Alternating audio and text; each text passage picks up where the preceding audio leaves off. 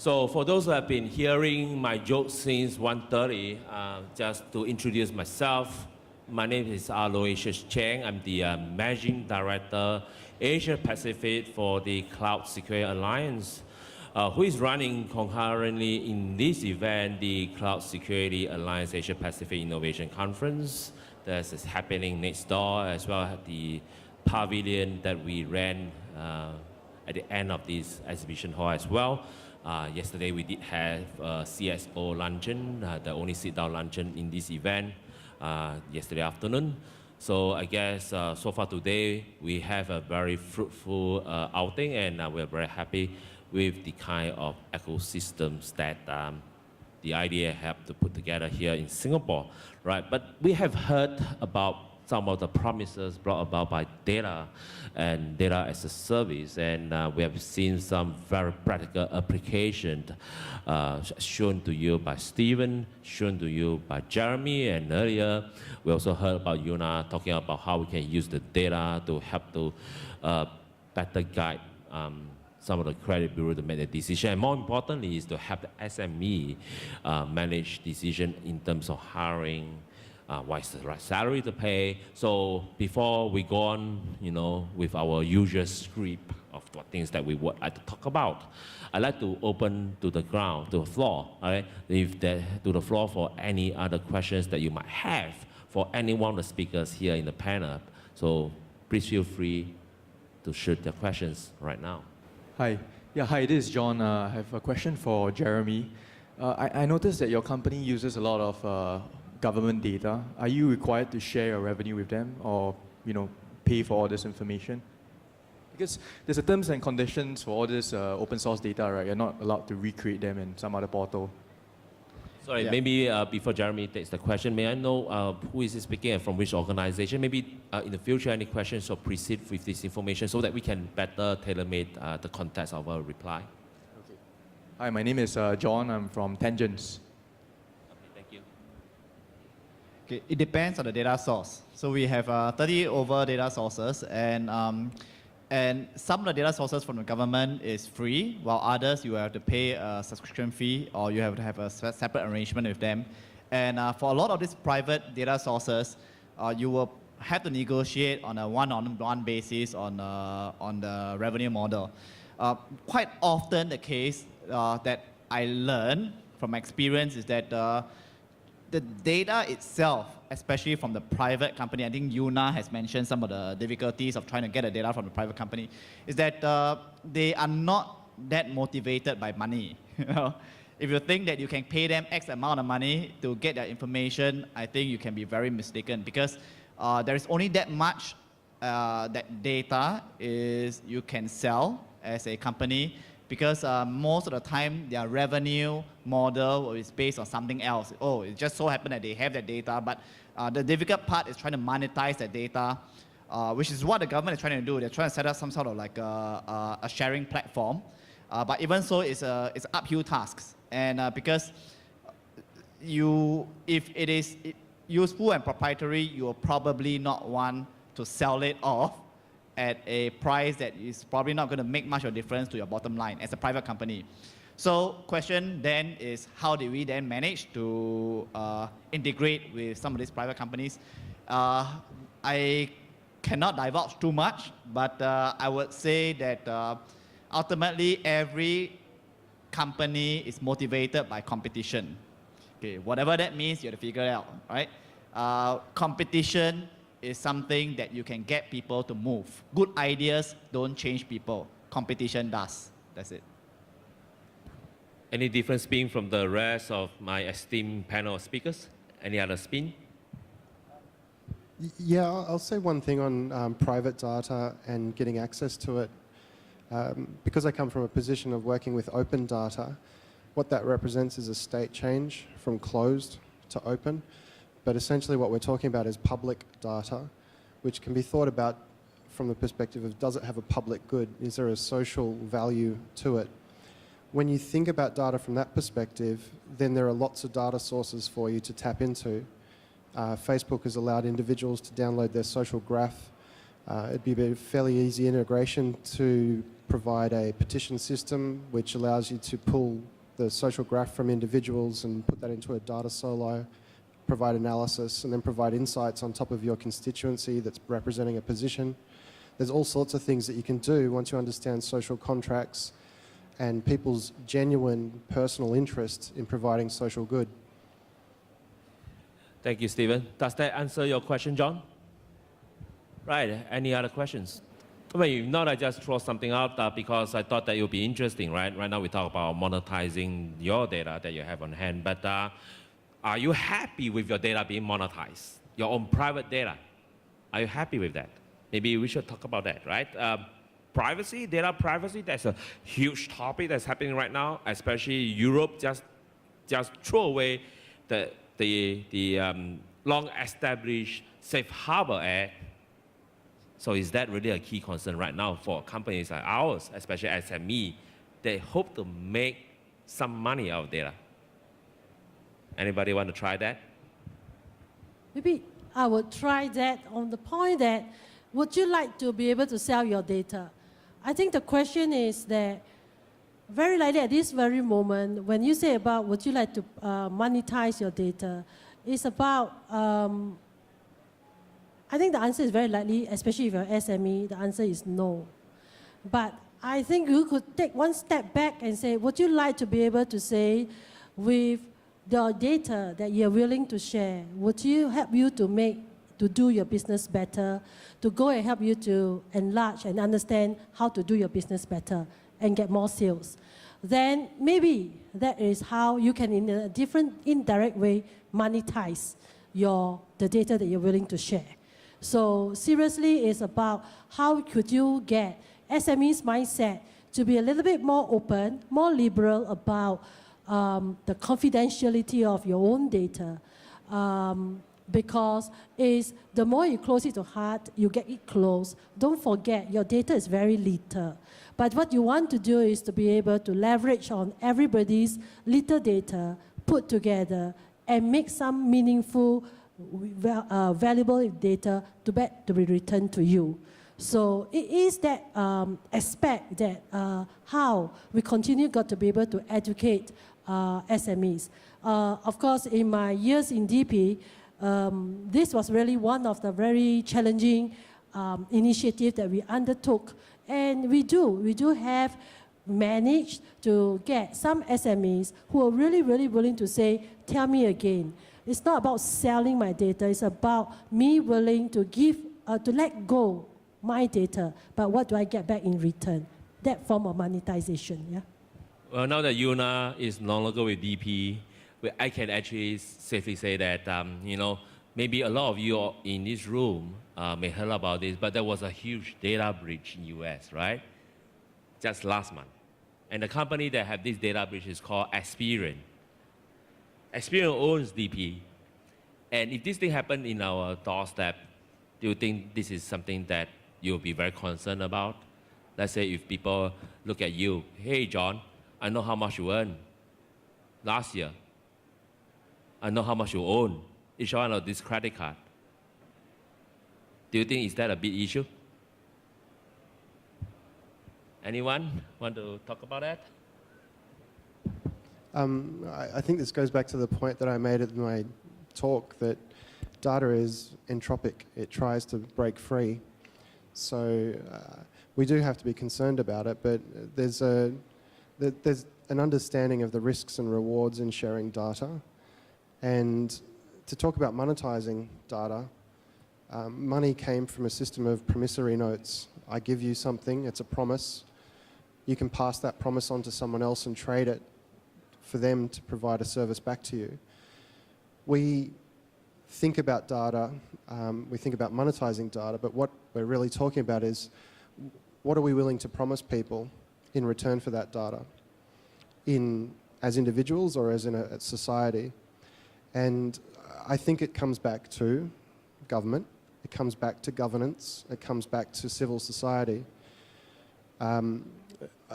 We need the data. We need to solve big problems in the world. We need to solve some very big problems, and we need to do it relatively quickly. So privacy will get thrown out the window if we can't quickly come to terms with managing the governance around data. Thanks, Stephen. So anyway, assuming that the data protection at that and PDBC in Singapore actually take care of all this information, let's assuming that we could actually make use of data and monetize that. And so If how? I may add Yeah, please. to the point, I think when you have data theft, it's just about, I mean, it's a theft, right? Of course, definitely it's about governance, it's about how do you protect, it's a security. And the question is, there's a lot more within that when you put data together. The more you put together, the more you link, definitely there is that degree of risk. And it's what Stephen says, it's really a risk-rewards equation that you would ask yourself, all right? You can just say, I don't trust credit cards because all those things are in the air, and I want to pay everything by cash. So this is a decision that one could decide to take for himself. But let's really work towards that, not for the fear of something that will go wrong. What we want to look out as to what all the whole ecosystem will try to put forward to safeguard this. And as you say, all the governance and the acts has helped to protect, all right, on some of these privacy of data. Well put, Yuna. So assuming that PDBC take care of all these teething issues, right? So right now we have open data that we can use, and we can also purchase some data for our usage. Assuming that we have all these things right now, we can monetize it. And given the fact that we are on the Smart Nation initiative and then the talk of IoT, so anybody have any vision how we're going to bring all these things together? We talk about a mesh.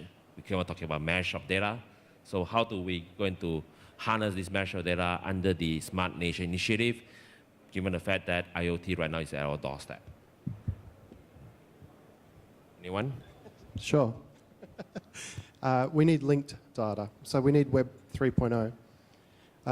Linked data stores data in triples, and basically it solves a whole bunch of problems. We have issues around data breaches because we have data silos. We have issues around data access because we don't have a good credentialing system and the pass-through of those credentials in a revocable way. Linked data does actually provide solutions around that. So we need to take the academic work of the W3C and actually bring it into products, procedures. But more importantly, we need policy to mature around it as well. For those who don't understand linked data, look it up. There's lots of really cool videos, and it's a very neat thing. Yeah. Are you having that in your company, providing this information, this kind of interaction of data?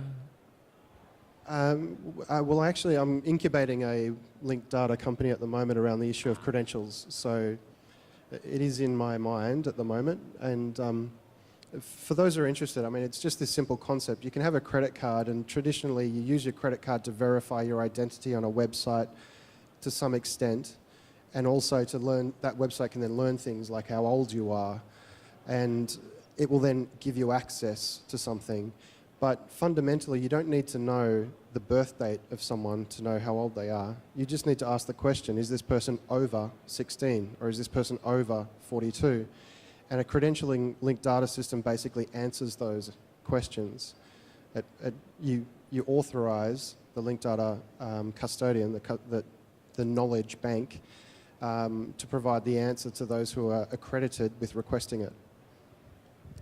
Great stuff, Stephen. So, about you, Jeremy? Anything on street scene side that you are thinking of harnessing the power of data, as well as data that you may collect from IoT devices in making your services even more powerful to the user?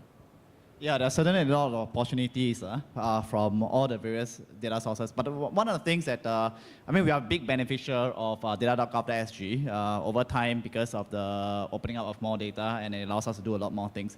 But I think there's one important aspect that the government can play a bigger role in.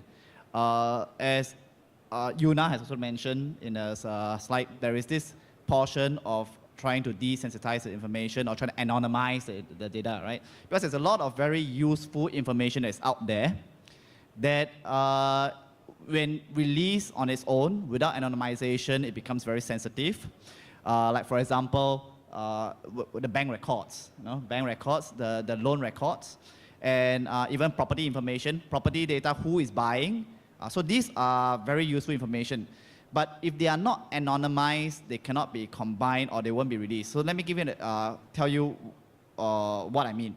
So we know that what is really sensitive is the identification number of an individual, right? Because you don't want to be able to uniquely identify this person has taken this particular loan, has bought this particular property at this point. But whether he bought the property or whether he took a loan, they are all sitting, the data is sitting in silos in the different organizations. Is it with the bank or is it with the real estate agencies? And in other examples, it can be sitting elsewhere. So what is common throughout the different silo databases is this identification number. Identification number. If we share the data as it is without anonymization, it's not going to happen because of the sensitivity. But yet we want that so that we can cross and see what happens to an individual. Not necessarily we need to identify that individual, but what happens to the individual when he's taking a loan. We can cross-study it when he buys a property. Is there any correlation with non-performing loans and so forth? So you need data from different sources. And, but you need to anonymize the NRIC number, right, the identification number. But in order to anonymize it, you also need to be able to link one data set to another data set to know that this particular anonymized data is equivalent to that particular anonymized data. So that requires someone at the central to be managing to do the anonymization, somebody that's trusted. So that's probably where the government can come in a little bit more. So for example, if the government sets up an anonymization unit, so what this anonymization unit does is that if I am a private sector, I have concerns about the privacy of my information, I can send this data to the government unit.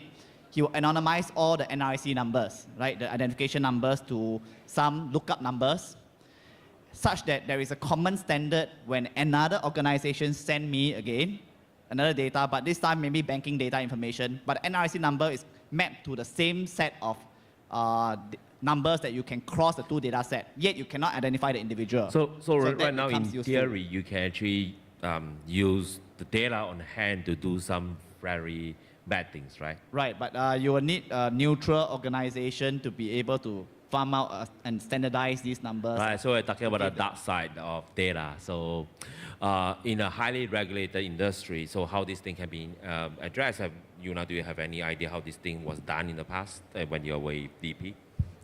No, I think this is really something that if you're talking about the future further lift off, taking for what Jeremy has said, seriously, especially people like in DP, we are very, very concerned about how data is protected. So that is what is our kind of stand to all our customers.